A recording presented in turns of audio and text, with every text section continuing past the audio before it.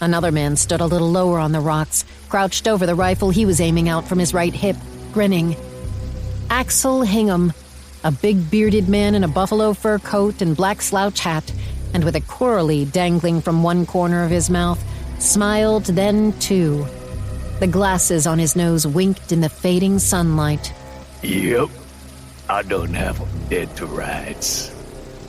Hunter knew it was true. A cold stone dropped in his belly. The sound had come from behind Hingham, who wheeled suddenly. What the hell?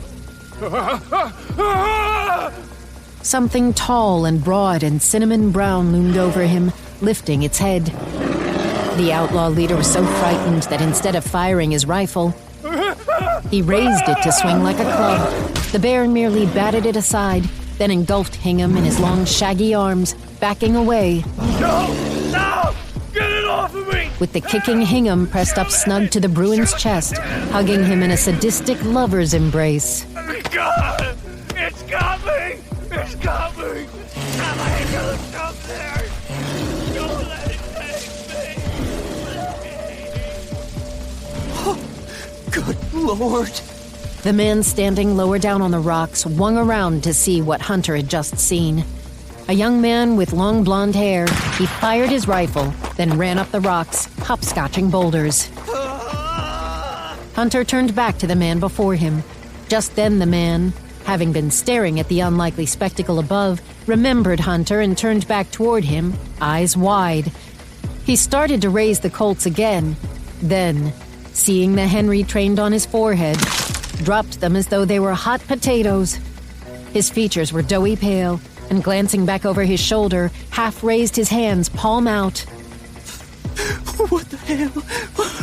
What the hell was that? He acted as though he thought maybe Hunter had something to do with the Bruin's sudden appearance. Hunter sprang forward, whipped the Henry's barrel across the man's right temple, laying him out cold. Then he ran up the rocks, leaping from one boulder to another, his heart racing now. Hunter had the Bruin. He leaped a gap between two boulders, then another. He misjudged the distance. His left boot slipped off the edge of the opposite rock. Down he plunged, losing the Henry into the gap and catching himself at the last second by the very tips of his fingers. He heard the Henry clatter to the gap's bottom. Hunter looked down. It was a 20-foot drop.